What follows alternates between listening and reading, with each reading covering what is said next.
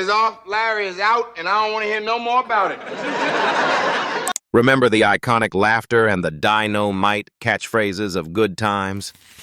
The Evans family defined a generation, tackling tough issues with humor and heart. But decades later, the truth about the cast's lives off camera is shocking. Those golden days were just the beginning of their darkest years. A talent rejected by Hollywood, a beloved star vanishing without a trace, and a lifetime battling illness. 50 years later, we reveal the Good Times cast in 2025. You will not believe what they look like now. Get ready to be stunned. This is the hidden story of the cast you thought you knew. Number 1. Jeanette DuBois as Willona Woods. Jeanette DuBois, born August 5, 1932, is best remembered for bringing the beloved character Willona Woods to life on Good Times.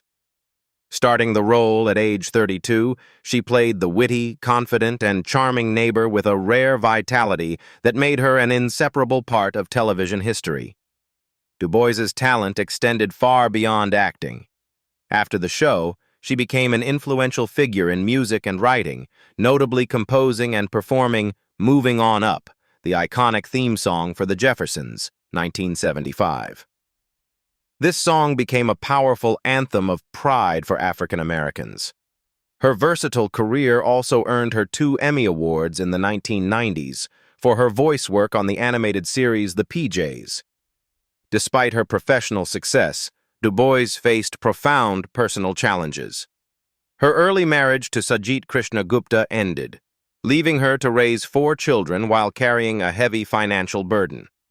Later, the death of her son, Raj Christo Gupta, at age 36, plunged her into a depression from which she gradually withdrew from Hollywood. Jeanette DuBois passed away peacefully in her sleep at her California home on February 17, 2020, at the age of 77. While her estimated net worth of $2 million was modest for her influential career, she always maintained that art was worth far more than money. Number 2. Esther Rolle as Florida Evans. Esther Rolle, born November 8, 1920, became an enduring symbol for millions of American families when, at age 54, she took on the role of Florida Evans, the strong, hard-working matriarch of Good Times. She infused the character with such integrity that maintaining that image often came at the cost of her own well-being and spirit. Throughout her career, Rolle was a fierce advocate for authentic representation, confronting industry pressures where others compromised. This outspoken commitment often left her isolated. Nevertheless, she remained steadfast, earning an Emmy for Summer of My German Soldier, 1978, and delivering acclaimed performances in films like Driving Miss Daisy, 1989, and Rosewood, 1997. The more success she found, however, the lonelier her life became. Her 20-year marriage to Oscar Robinson quietly ended, and with no children or family nearby, she sought refuge in her work. The studio lights could not fill the emptiness of the small apartment she returned to after every shoot. In her later years, Esther Rolle's health and finances declined. She battled silently with diabetes while the demands of her schedule drained her resources. She passed away in California on November 17, 1998, at the age of 78. Her body was returned to her hometown of Pompo Beach, Florida. Though her estimated net worth was $2 million, it could never measure the pain of a woman who felt she carried 2 worlds on her shoulders. Number 3. Jimmy J.J. Walker as James J.J. Evans, Jr. Jimmy Walker, born June 25, 1947, was 27 when he stepped into the role of J.J. Evans, Jr. on Good Times. His explosive catchphrase, "Dynamite," catapulted him to instant stardom, but that fame became a cage, trapping him forever in the shadow of his own creation. The rapid success caused strain both on and off set. Critics accused Walker of reducing complex black identity to a televised punchline, which isolated him from co-stars like John Amos and Esther Rolle. Feeling estranged from the fictional family the audience loved, Walker found peace by stepping away from Hollywood. He returned to his roots as a stand-up comedian, touring small stages across America. Though he had supporting roles in films like Airplane, 1980, and the series Scrubs, the spotlight of his youth faded. Unlike his peers, Walker chose solitude, stating publicly that he never sought marriage or fatherhood. He saw his freedom as a high-priced commodity, a freedom that often felt like loneliness. Today, at 78, Jimmy Walker continues to perform stand-up. He takes his famous dynamite energy to small theaters, where the laughter he hears is often rooted in nostalgia. His estimated net worth of $1 million is sustained by comedy and commercial work, an income earned by revisiting the memories that first made him famous. Number 4. BernNadette Stanis as Thelma Evans. As BernNadette Stanis, born December 22, 1953, was 21 when she began playing Thelma Evans, the graceful and dignified daughter of the Evans family on Good Times. Her character presented a fresh, positive image for black women on television, yet behind that poise lay years of private struggle. Early fame brought a heavy burden of expectation. After the show ended, Stanis found it difficult to maintain her Hollywood footing. Minor roles and commercials led her to pursue a new path: writing. Her books, including Situations 101, Relationships, became bestsellers, allowing her to explore themes of love and self-respect. Her personal life was turbulent, marked by 4 marriages that ended in heartbreak. She acknowledged that success often caused people to fall in love with her image rather than her true self. Though her 2 daughters, Dior and Brittany, provided immense strength, emotional exhaustion eventually led her to withdraw from the spotlight to focus on her family. Now 72, BernNadette Stanis lives a peaceful life in Atlanta with her children and grandchildren, making occasional public appearances at women's conferences and reunions. Her estimated net worth of $3 million provides a comfortable existence, far removed from the noise and pressure of her early fame. Number 5. Janet Jackson as Millicent Penny Woods. Janet Jackson, born May 16, 1966, was just 11 years old when she played the abused child Penny on Good Times. Her heartbreaking performance set her on a path distinct from the towering shadow of her famous family. Leaving the sitcom, Janet fully dedicated herself to music. Through albums like Control, 1986, and Rhythm Nation 1814, she channeled childhood pain into powerful declarations of freedom. Yet her immense success was shadowed by personal tragedies, including failed marriages and the massive public backlash following the 2004 Super Bowl incident, forcing her to fight Hollywood's cruelty alone. The loss of her brother Michael in 2009 brought deep despair, but ultimately helped her find a renewed purpose in her art: healing and remembrance. She achieved a triumphant return with the album Unbreakable 2015, and her recent Together Again tour, 2023 to 2024, became the most successful of her career. The stage, she says, is the place where I can breathe. With over 100 million records sold and numerous awards, Janet Jackson has secured her place as one of history's greatest female artists. Now 59, she lives in Las Vegas with her son, Isa, and continues to tour. Her net worth exceeds $180 million, but the little girl who played Penny has become a global symbol of strength, rebirth, and courage. Number 6. Ralph Carter as Michael Evans. Ralph Carter, born May 30th, 1961, was only 13 when he appeared as Michael Evans on Good Times. Audiences instantly adored him, seeing in the young boy intelligence and hope, ideals every black family of that era cherished. Carter quickly became a beloved young star, but fame carried a cost. He sought to escape his wholesome teen image by returning to Broadway, earning a Tony nomination at just 13 for his role in Raisin, 1973. Though he released an album and performed on Soul Train, Hollywood quickly lost patience with the former child star. When the industry's doors closed, Carter chose a quieter life, focusing on teaching, singing, and stage arts. Having grown up too fast in the spotlight, Carter learned that fame was not a guarantee of happiness, enduring periods of crisis and obscurity. However, his marriage to River York in 1994 brought stability and peace. Together, they raised 5 children away from the Hollywood drama. Today, Ralph Carter is 64 and maintains a private life, occasionally performing in small New York theater productions.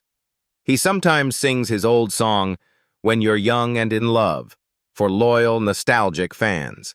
His estimated net worth of $1 million is enough to support his family and his continued passion for the stage. Number 7. Johnny Brown as Nathan Bookman. Johnny Brown, born June 11, 1937, joined Good Times at age 40 as Nathan Bookman, the clumsy but kind building superintendent. His lively energy made him the show's comedic heart in its later seasons, injecting warmth into stories about working-class life. Despite the love he received, Brown carried an early career disappointment.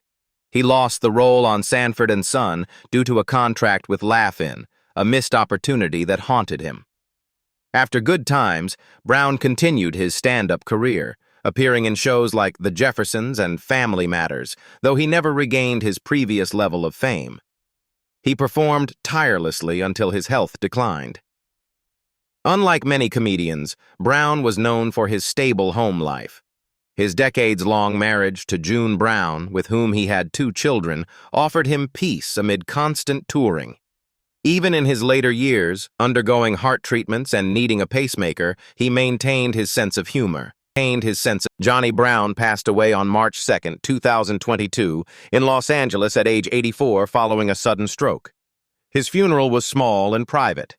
His modest net worth, around $500,000, came mostly from stage work, confirming that for Brown, the reward he truly valued was the laughter he brought to others, not wealth.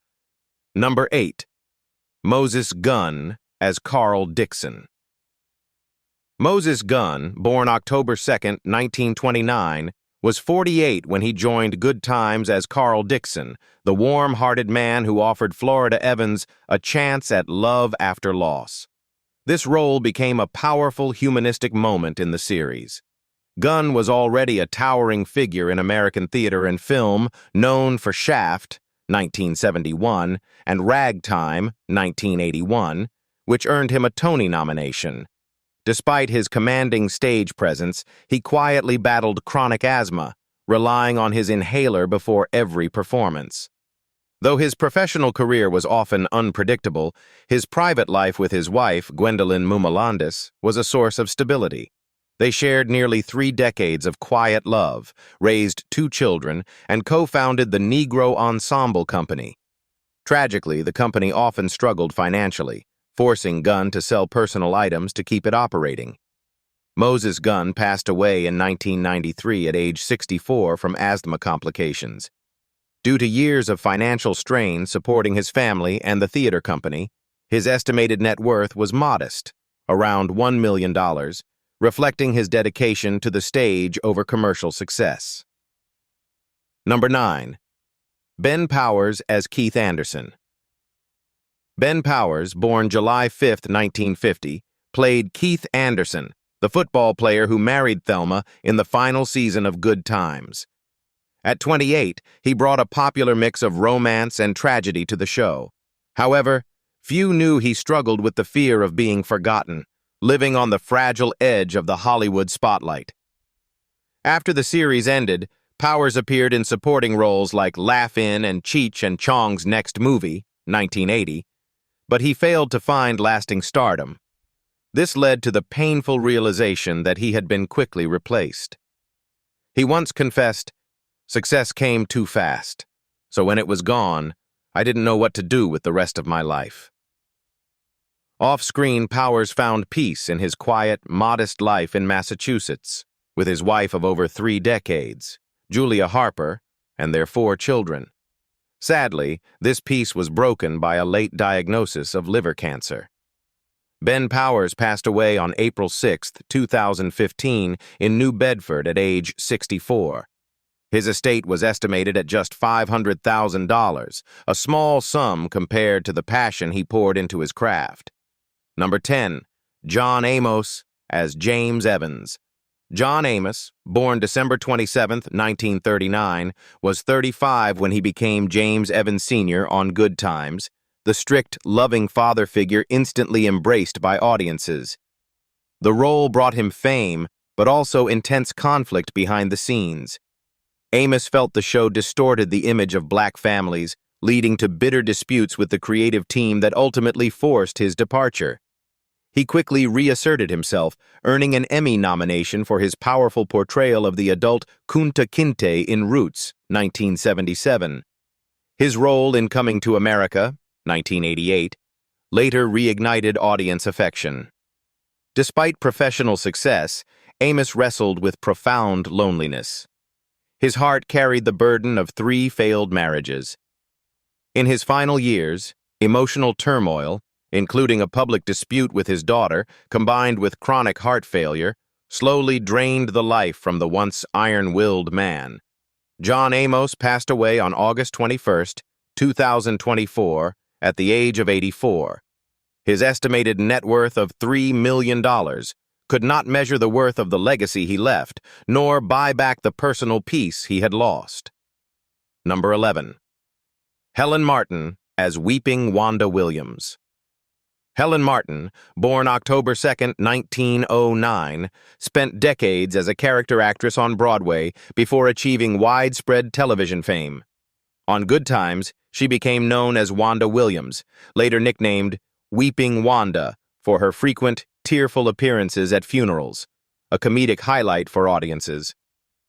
Martin was deeply rooted in the theater, beginning her career after dropping out of Fisk University to pursue acting. She was a founding member of the American Negro Theater in Harlem and appeared in a dozen Broadway shows, including Orson Welles' production of Native Son and the musical Raisin. This dedication to the stage brought her acclaim long before Hollywood called. Though her career was defined by artistic purpose, her personal life remained private. Helen Martin was an only child from a musical family, and during the Great Depression, she supported herself working as a domestic. Her energy and spirit were legendary. Late in life, promoting a film, she famously declared, "I love reefer," on Late Night with Conan O'Brien, captivating the audience with her unscripted vitality. In her later years, television brought her a new generation of fans, particularly as the neighbor Pearl Shea on 227. She passed away on March 25, 2000, in Monterey, California, at the age of 90 due to a heart attack. Number 12. Chip Fields as Lynella Gordon. Chip Fields, born August 5, 1951, was 26 when she gave a heartbreaking and infuriating performance on Good Times as Lynetta Gordon, the abusive mother of Penny. Her unforgettable scene slapping Janet Jackson was one of the 1970s most powerful portrayals of domestic abuse. Following this impactful role, Fields shifted her career behind the camera, choosing directing. This move was prompted by the limited roles available for middle-aged black women in Hollywood and a need for stable income while raising her 2 daughters, Kim and Alexis, who later became actresses. She quietly became a successful mentor, directing sitcoms like Girlfriends and One-on-One. Her stable marriage to cinematographer Irv Hurd provided a rare anchor in the chaotic entertainment world. They often worked together, building a partnership defined by enduring love and mutual support. Today, Chip Fields is 74, living peacefully in Los Angeles. Her estimated net worth of $2 million, earned primarily through directing and coaching, allows her to enjoy a quiet life, occasionally attending Good Times reunions. As we close the book on the extraordinary, often bittersweet lives of the Good Times cast, it's clear that the laughter they shared on screen masked private struggles that defined their time off camera. From the quiet dedication of Esther Rolle and John Amos's fierce battles for representation to the lifelong solitude of Jimmy Walker, Each star's journey, whether ending in peace or passing too soon, is a powerful testament to resilience in Hollywood. Which of these untold stories, the quiet struggles, the surprising post-fame careers, or the heartbreaking losses, moved or surprised you the most? Let us know in the comments below. And don't forget to like and subscribe so you don't miss any of our videos uncovering the hidden history of your favorite series.